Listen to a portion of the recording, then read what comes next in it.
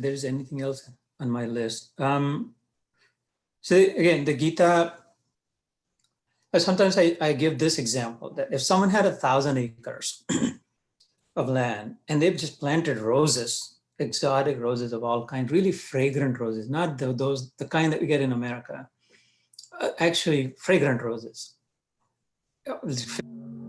They picked all the petals from all the roses and then they crushed and they put through some sort of a factory and they created maybe a big bottle full of rose water or whatever. And then they further took it to a distillery and distilled that even and bought a small bottle of like really concentrated rose perfume. 1,000 acres of roses is filled in it, in that intense, pure, nothing but rose perfume. So is the Gita. Sometimes I like tens of thousands, literally, of verses of 2 to 4 lines each, which means 20s, 30s, 40s of thousands of verses. And this is just to say there's really countless. As we continue through these Gita reflections, we'll visit some of those places, some of the Puranas, some of the historical evidences, some of the other scriptures, Upanishad, what's said in the Vedas. In time, we will be visiting some of those as well. But all of that as if the 1,000 acres of roses have been brought into the Upanishad, like this big bottle. And Gita is the distillate of even that. Everything in the Gita can be traced back to the Upanishads, which are original, the Hindu original scriptures, so the Sanatan Dharma's original scriptures, not even Hindu, really. Hindu is a word that appears nowhere in the Gita. And most of our scriptures, very rarely some of the modern scriptures, but not, it was recent times. It's really Sanatan Dharma is that we belong to, which means ever relevant, ever fresh, ever in fashion, ever suitable, and never irrelevant, right? Sanatan Dharma is, it doesn't matter what time and age and which planet and which galaxy, which body, man or a woman, or the color of the skin, the nationality, or whether you eat meat or not, or whether you're Brahmin or what have you. All that is irrelevant. This is relevant. However you slice and dice, anything that exists, that is how broad the knowledge is. That is how magnanimous, that is how inclusive.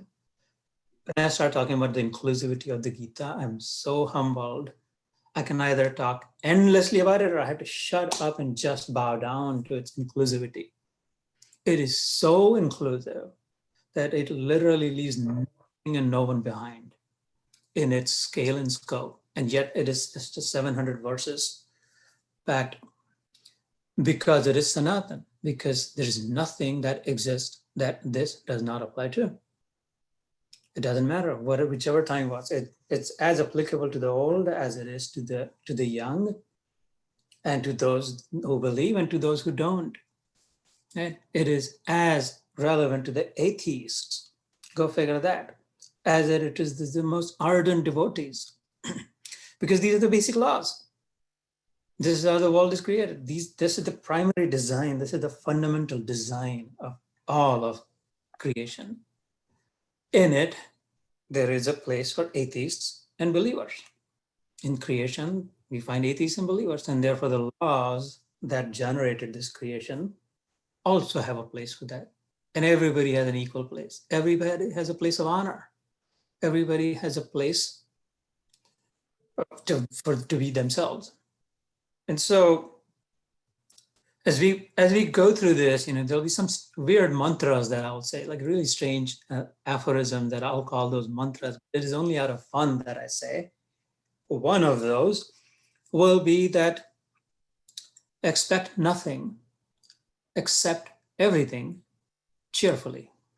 That's one of the mantras we find in the Gita. We do what we do. Bindas first class is one such mantra. First class bindas. The Gita will teach us the trick of how to do whatever we do, whenever we do, with whomever we do, how to do it always first class. not second class and never third class, always first, top notch. And then the next moment it becomes bindas, which is like a Hindi Indian term, which means fearless, carefree. Right? Bindas would be carefree, unencumbered. So the other one, as I said, was expect nothing. The Gita will teach us how to, while performing our best, how not to expect anything. And how and why, what sense does it make to accept everything? Expect nothing, accept everything. But the big deal is this, cheerfully, right?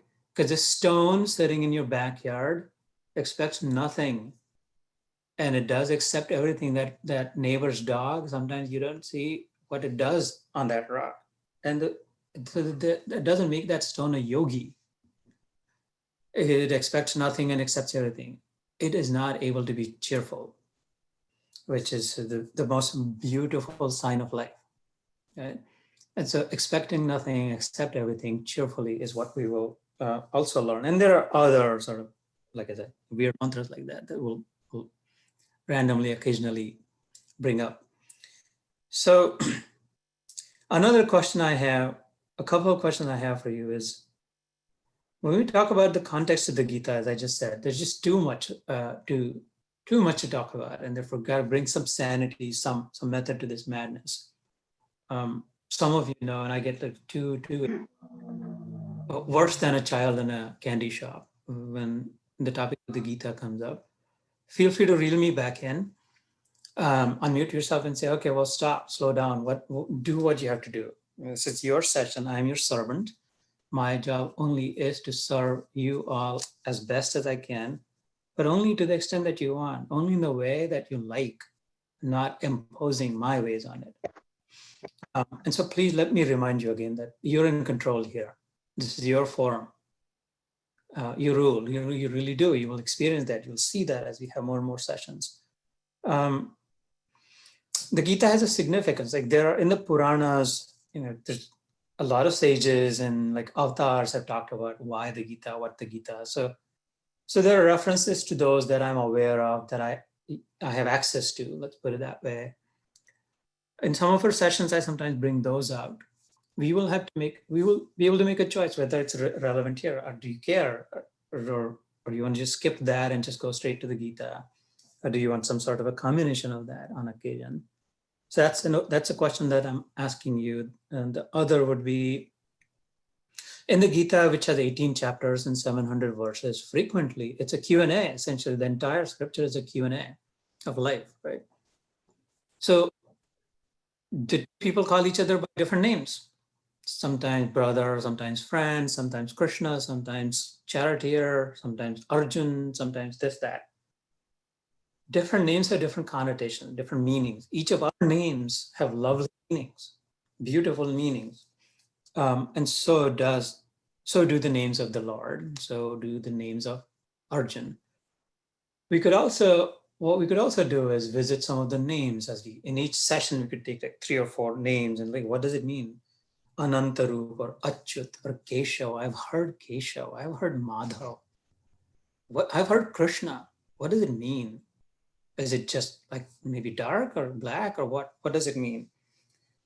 To the extent that you're interested, we could visit those, and then you'll see wow, these are pretty loaded definitions, pretty loaded names. It's massive. It's very revealing, eye-opening meanings to those. And all of that will start to point you to that this is really a perfect scripture, because there's not one word wasted because he had to pack the knowledge of the world about life into just the small, he had about a couple of hours. We'll get to the context of the Gita, very, very thrilling context of the Gita, like how it was born. Some of which I said during the early Dhyan that we just did, right, before this. So I would be curious if you care, if you want to know the meaning of the names of the meaning of the names of the characters in this. And then another way to, so 2 ways to do this. can go verse by verse by verse, like chapter by chapter by chapter, and verse by verse by verse, as we're doing in many other sessions. Or I can just pick some luminous verses. Hey guys, I think in the first chapter, these 7 verses are particularly poignant. They're particularly significant. They kind of bring the theme out. So let's do those and then move to chapter 2nd. And let's do the 32 some out of the 72 in chapter 2, and let's move to chapter 3, which is Karma Yoga, famed Karma Yoga. That's another way, right? Like just picking out some themes. Or we go like literally go verse by verse by verse. So my questions to you are these. Feel free to unmute yourself and share. And any of these questions, like what's your preference, verse by verse, or pick some important ones? There have to be all important ones. Go ahead. I would say don't go verse by verse, especially if we're only doing every other week in 2 hours. It's going to take a long time. Maybe summarize the chapters and pick the ones that, are important. Like, Yeah, makes just sense. so we have some sense of what it is all about a little sooner than, 2-3 years from now, we'll all know what the BhagwadGita is about. So If you're alive. yeah, But that's my thoughts. Thank you for sharing that, Vijay. I totally get it. Any counter to that? Anyone rather just any pushback on that? No counter. I just wanted to second that. I like that idea of theme wise, just because, it's more about what flows between all of us, what just resonates for all of us, and kind of organically go with that. Okay, great. Like they would say in a board meeting, someone seconded, done, right? Sold. So I'll pick a few verses from each of the. I should also caution you though that some of the chapters out of these 18 will have just really a handful, like on the fingers of 2 hands, maybe. So I think like the first chapter, for example, I don't think it'll have more than 10 verses that I'd pick. It'll definitely have less than 10 verses in the entire first chapter that I would pick as really significant.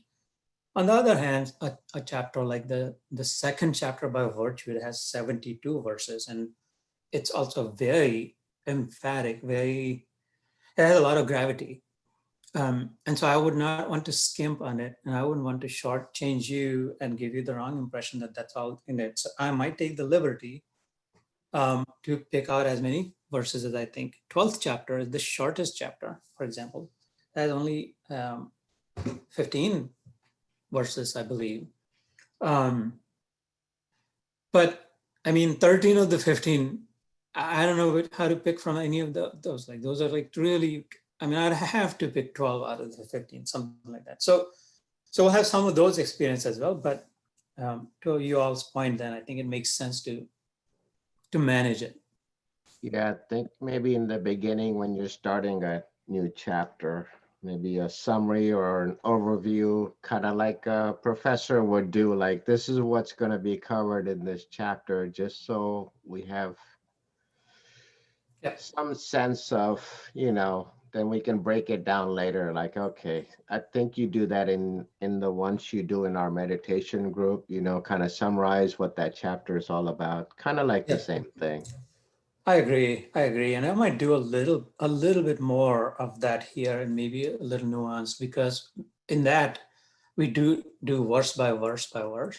Here, if we're going to do jump from place to place, it'll become really important to have that common, sort of be anchored in the theme of that chapter, right? Be grounded in what is this about. So yes, well received, and I'll keep that in mind. We'll definitely do that. Any other suggestions from anyone else? Anything that you're curious about, any particular interest you're hoping to get? Avoid this because we're co-creating it. This is your forum. Don't hesitate to lend it your voice and put your fingerprints on it.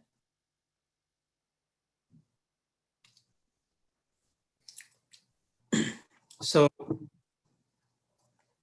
I think anyone? If not, I think we'll start somewhere. Jai Shri Krishna, Jitubai. Jai Shri Krishna, Purvi Sorry, Ben. I just joined a little bit later. First rule, no sorry. Right. I just wanted to share that maybe once in 3 months or something, if we can have one session dedicated to just discussion as to what all, or any kind I of love it. question or any kind of debate that we wanted to have. I'm sure we all will have, question and answers, and we can debate and kind of learn. And you are obviously there to steer us into the right direction.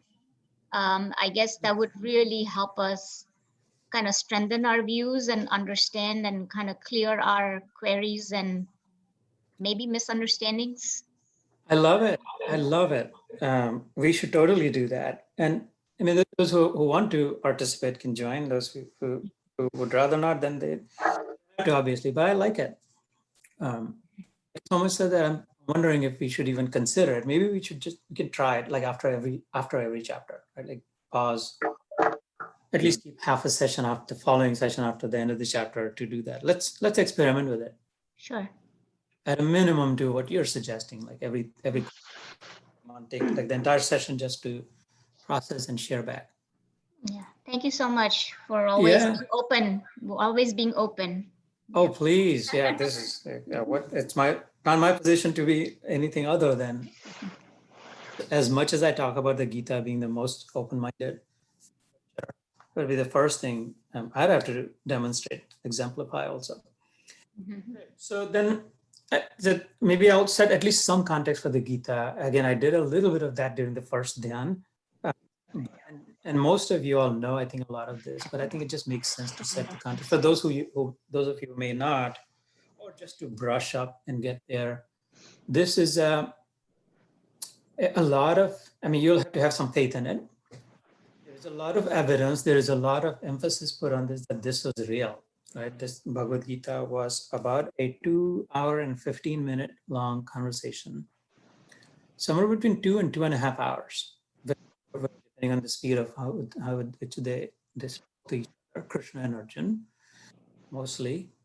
It was that conversation that happened. The time is roughly starting at 7:45, so about 7:45 in the morning, 10 o'clock in the morning, at a place called Kurukshetra, which is in the northwestern part of India. And this is on the brink of a war. In the morning before the war was supposed to begin at 8 o'clock on that day. It was a world war of sorts for them, at least it was. It was definitely a civil war, a national scale war at that time. And that's when the conversation began.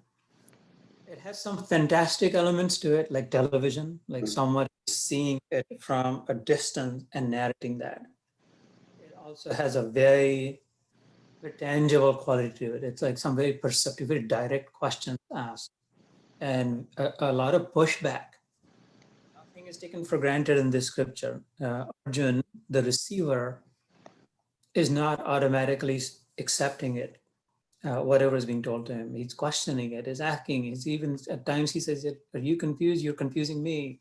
All that. So it's at a peer level is what I'm trying to say. It's like a peer-to-peer type of conversation. This is not a guru-disciple, although you'll see that Arjun in the first chapter itself accepts Krishna momentarily for that time period, and that you're my guru, he says. That you're my guide. It's more in that sense, like guide me, Krishna. But very quickly, then it gets back in the mode of, oh, we're friends, aren't we? We've hung out together, haven't we? We've sat together, we've eaten together, we've joked together, all that. And so he exercises that right. Arjun, the receiver, exercises his sort of compatibility, his peer level with the giver, the Lord himself. And that's really beautiful because there's no heavy-handed sermon like handed down that thou shalt, right? No one's on the mountaintop, no one's saying thou shalt. It's in fact, so often Krishna says, I think. I mean, it's that open-minded. He says, it's my opinion. He literally uses this word. Yukta tame mataha. Mata is opinion. In my opinion, Arjun, I think, in my opinion, you should consider this. He even says in the end that, well, Do whatever you want. Do as you wish. Yatechasi tatha kuru is the Sanskrit term in the 18th chapter. He says, I've shared with you. I've answered every question that you asked. I've given you more detail than ordinarily available, accessible. But that at the end of the day, you will do what you want to do, and so be it. Yatha ichha asi, as is your wish, tatha kuru. So you should do. He, in the middle of it, he says, with you or without you. Nimitta matra bhava savvya. Nimit is like just sort of some reason, some random reason. Like if you're there, we'll win this. This side will win, the right side, the righteous side. Dharma will win with you or without you. You happen to be on this side, and therefore you should fight, because the world will then see an exemplar that those who stick it out on the side of the right ultimately prevail, because that side will prevail. He said, that's how it always will be. So it's a very conversational, very practical, very pragmatic, very peer level, and very modern, also very applicable, very relevant to today. It's not limited to just the battlefield. And many have said that, well, there is a constant battle going on within, even though this took place during the battle without, right, outside battle. There's practically never a day, never a time when there isn't a battle within us. And so this knowledge helps stabilize that situation, that war within. Literally, that's how the first chapter starts. At many levels, between many parties, you see in the first chapter, the way the context set is there's a conflict. In other words, by war, I mean there's a conflict. There's a conflict of interests. There is a conflict of thoughts. There is a conflict of intentions. There is a conflict of words, vocabulary. There is a conflict of actions that you're seeing it differently right in the first chapter itself. Starting from the second chapter, you start to see the disentanglement of that. You see the resolution of all of that. It's a giant hairball. In the first chapter, when we arrive there, it's a giant hairball that I don't know where to begin and where to end, what to do. But what is all this? How do I get rid of this mess? And you felt like that. I have felt like that about life. Sometimes we've been brought to that stage. And we're clueless and we literally don't know where to begin and what to do. And we're just so frustrated, so desperate, so lost, so pissed. We're absolutely mad. Or we're ready to give up, ready to throw up. And sometimes ready to end their own lives, sadly. All that you see in Arjuna in the first chapter. And mind you, he was the mightiest of the warrior princes, and then there are about 1.8 million altogether soldiers gathered there, added together, about 2/3. So these are great details given in the Mahabharata. About 2/3 was from the Kaurav side, the opposing side, opposite of Arjuna. Arjuna is our hero, right? He's fighting on the right side, the side of goodness, the side of truth, the side of love, the side of selflessness, the side of giving, not grabbing, not hoarding. So their side is weak. They have about 1/3 of that 1.8. And the other side, the takers and the oppressors and the grabbers and the hoarders, they have about 1.2 out of the 1.8 or so million soldiers, if you will. So clearly outnumbered. It's 2-for-1, roughly. And not only the numbers, strength in numbers, yes, but even the luminaries. So the phenomenal warriors, the biggest of the big, the heavy hitters, as we say. They were all on the side of, or most of those were on the side of the wrong, the untruth. And it's interesting if you were to look at today, like what we might see as well. Or if you were to see within, majority of the times where our mind goes. twice, perhaps two out of 3 times goes where we don't want it to go. It should not go. We end up seeing what we didn't care to, we didn't want to. We end up seeing, hearing, eating something that we regret, that this isn't what I wanted to eat. This isn't how I was planning on spending my time. I wanted to exercise instead. I wanted to do something different. I wanted to meditate, and I find so many excuses to not meditate. And life then is filled with twice regrets, right? Then rejoice. 1 in 3 moments might be rejoice, saying, and 2 and 3 could be regretful. And then we get a little bit of rejoice and more of the regret, and we keep pushing forward. So many different ways of looking at it, the war without or the war within. And how do we win? Essentially is Arjun, the mightiest from fighting from the side of truth, and arguably perhaps the only one really who had any shot at it, any chance of winning the war for this side, is at the last moment. 8 o'clock, the war is going to start. This is 7:45 a.m. Everybody has gathered on the battlefield in their own choicest elephants and horses and chariots and their magic tricks and the weapons and all of that. And this guy says, we're in the first chapter, hey, says to his driver, his charioteer, Krishna, the Lord, would you mind, essentially starts with an order from a devotee to the Lord, starts with an order given from a disciple to the guru, to the master. And his life starts topsy-turvy, right? Like it starts the other way around, it starts opposite. We stumble and then we get up, or we screw up and then we learn from mistakes. We do something really bad, say something bad, and then we start to improve. So long as we go to the right place for that improvement, so long as we resolve, so long as we tune into good advice, so long as we want to improve, there is a chance for it. And so Arjun says, hey, would you mind take the chariot to the middle of it? So this is all in the first chapter now. Everything that I'm sharing actually shows up in the first chapter. Senayor ubhayor madhye ratham sthapayame achyuta is the Sanskrit verse that I'm describing. Senayo, Sena is army, right?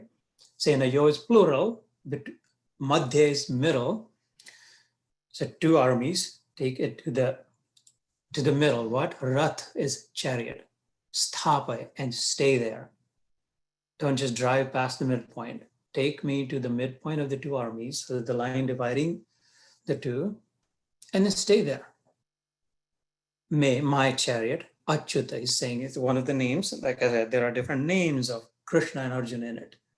And so on occasion we'll visit, what does it mean? Why is he randomly calling him by this name or that name? So Achyut has a very deep, loaded meaning. When you're interested, we can decode that. There is some complexities in the Gita, but there is a way to decode the complex and elevate, lift up the principles in it. Also in the names of the Lord and Arjun. So Senayor ubhayor madhye ratham sthapayame achyuta. I want to see, later on he says, I want to see who all have gathered or is in battle, willing to fight, one to give their life, sacrifice their lives. Who am I going to have to encounter? Who am I going to have to fight, shoo away from this battlefield so that truth will prevail once again, goodness will prevail once again, love, caring, nurture, selflessness will prevail once again.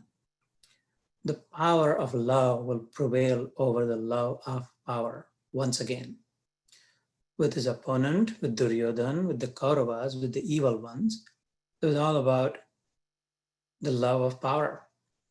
And they're power hungry, and by machinations they had grabbed onto the power and just kept it and kept avoiding giving back to the rightful heir.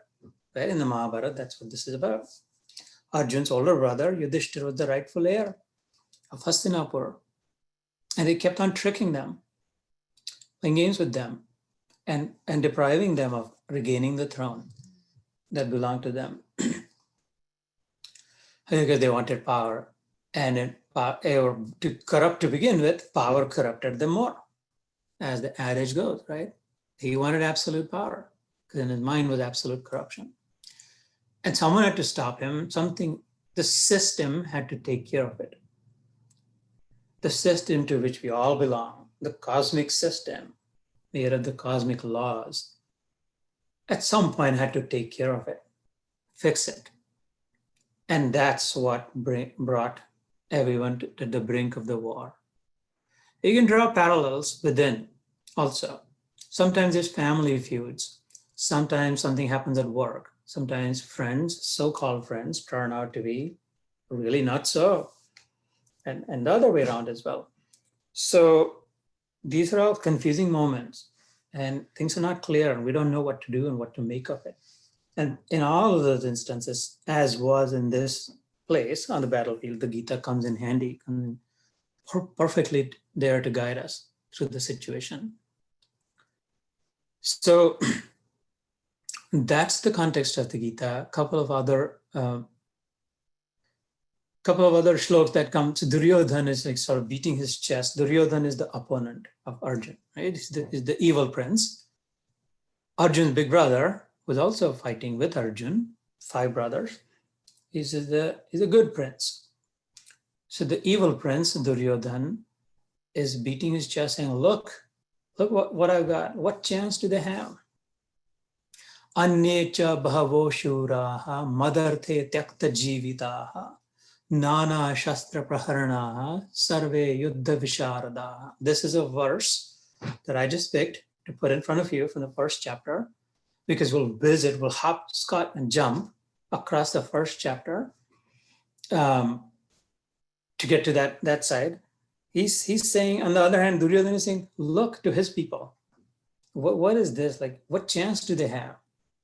They got Bhim, like he's like a bodybuilder who's there.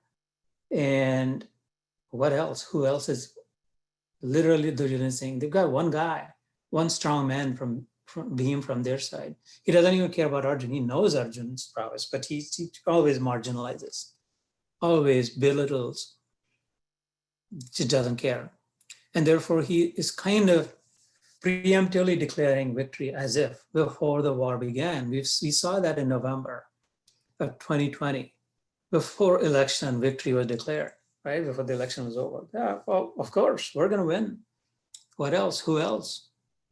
We see that a lot elsewhere also. Sometimes it happens in life, sometimes in families, sometimes at workplace, sometimes at other places. The overconfidence. So he's saying, Anyecha bahavo shura. Anye, so many others. Before that verse, he's named a bunch of warriors, Duryodhana, in the Gita, that I'm skipping a bunch of shlokas. But he's named until then a bunch of mighty warriors from his side, and then a bunch of warriors on the other side, on Arjun's side. He said, yeah, they've got Bhim, and they've got his son, Abhimanyu. They say he's okay. He's an okay kid. He kind of knows sort of how to fight. And a few others he names. He completely walks right past Krishna, doesn't even acknowledge him as worth mentioning even. Possibly also because Krishna had made the promise, so taken a vow that I will participate in this battle, but I will not fight, because this is not my battle. Our life's battle is our battle, friends.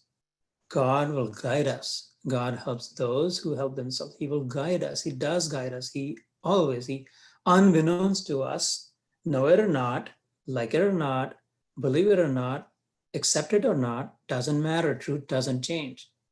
We are being guided. There is guidance in our lives. Well, he's not going to fight our fights. He never does. He never will. And he says that emphatically a few times in the Gita also. Later on, in the 3rd chapter or 4th chapter, he says, I don't mess with what all this is. I'll guide. I'll show you the way. You're going to have to do the walking. You will have to drive. So this is tough love, but it is like the most useful form of love. Right?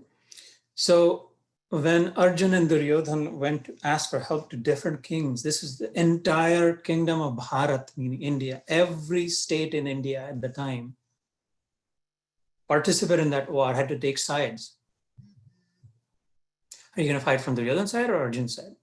Every king signed up essentially that I'm on this side, I'm on that side. That's how in the end it ended up being 2/3 were fighting out of fear, majority of them fighting out of fear, suppressed, submissively from Duryodhana's side because he'd grown very mighty. And all these mighty warriors were from his side that he names them. And therefore, some of them said, we don't want to. Some of them secretly sent messages to Arjun's side. We don't want to, but I don't have a choice. And therefore, I'm sorry, you'll see me on the opposing side. I'm fighting from that side. And so they had also gone to Krishna because he was the prince of Dwarka, which is on the western sort of shore of India, still there today in Gujarat, right? There was an island then. I think it's an island now also. But there is a symbolic place on the western coast in Gujarat also. So which side are you going to fight from? Krishna said, I'm a lover, not a fighter. He said it before Michael Jackson. Krishna said, I don't fight. I'm not going to fight. I'll show you the way of love. But still, they both wanted to. And so Krishna said, I have two things that I can give. One is my mighty army, invincible sort of kind of army. The only one who could defeat his army was himself. I mean, this is my interpretation of it. But he says, so one of you can have my army, the other can have me. He says to Duryodhana and Arjun, who both approached him. And Arjun says, and there's a lovely story associated with that, how this all unfolds and manifests. I'll skip the story. A lot of you probably know how it plays out beautifully, dramatically. But and there's a big lesson in it also, but I'll skip the story. And Arjun says, no, I want you, Krishna. And Duryodhana is so giddy. He's a stupid idiot, he said, literally. He goes back and says, like, he's so dumb. Arjun says to Duryodhana says about Arjun to his own people. He had a chance. Krishna asked him before me that, do you want my army or do you want me? And that dummy asked for him. He said, no, if I'm forced to pick, then I'll pick you, Krishna, not your army. And therefore, guys, Krishna gave me his army. All his army is going to fight from our side. And so Krishna was from this, and Krishna had said at the time to both of them that I will not fight, I will not raise a weapon. I will not lift a weapon. I'm not going to fight in that war. I'll show up in whichever way you want. So Arjun says, well, you're an expert driver. The way you navigate, the way you maneuver, the way you sort of eloped with Rukmini, his first wife. It's famed and fabled how you trekked and how you found your way out. Can you be my driver? Would you mind? I'll need a very expert charioteer. If it's all on my shoulders to fight this battle, I need a charioteer who will always protect me. I'll figure out ways to escape, even when surrounded by armies. And Krishna says, okay, yeah, I don't have to take up a weapon for it, so I'll be your charioteer. And there's a lot of significance in it, right? When we put the Lord, when we put the force in front of us, when we follow it, when we let it take the lead, it, whatever you want to call, God, him, her, Devi, Surya, Shiva, Krishna, Ram, Jesus, Allah, whatever your it is, when we have some trust, your own Atma, your Guru, whatever the it is, and when we're willing to follow its lead, charioteer is in front of the one sitting in the chariot. The charioteer is then protecting also. If anyone was throwing any arrows at Arjun in the front, they first had to encounter the charioteer. Right? He has the basics of faith in Krishna, and he says, yeah, great. But I've got my driver, I got my vehicle, I got my driver. This is Indy 500, and I have to win this. He's got his pit crew also there, his 4 brothers, Yudhishthir, Bhim, Nakul, and Sahadev. And the war is about to begin in about 15 minutes, and he says, so Duryodhana was saying, look, I've got Bhishma on my side, I've got Drona on my side, I've got Kripacharya on my side, I've got Karna. Karan on my side. This Karan can blow Arjuna out of water any day, any moment. Bhim, this mace that I carry, Duryodhana says, I can crush Bhim with my mace. So Karan is going to take care of Arjun. I'm going to take care of Bhim. Nakul, they were like pretty boys. Yeah, they're more interested in makeup, he says. Those are pretty boys. My mama, my old uncle will take care of them. Shakuni will take care of them. Yudhishthir is captured. Just think of it as like, what's he going to do? He just sits on the throne and rule. So he's ready to declare victory. He had declared victory, and right, to some extent, rightly so. So next time we'll pick up from here, because I want to say 15 minutes today for some conversation.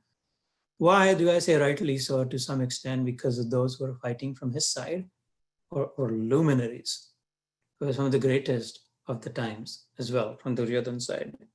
So congratulations to us that we're actually in the first chapter. I had not expected this, that today my thought was that we will only be talking about how should we do this, what should we do, should we do this or that, but you all quickly sifted through that. We have a structure now, we have a framing, we're going to follow that.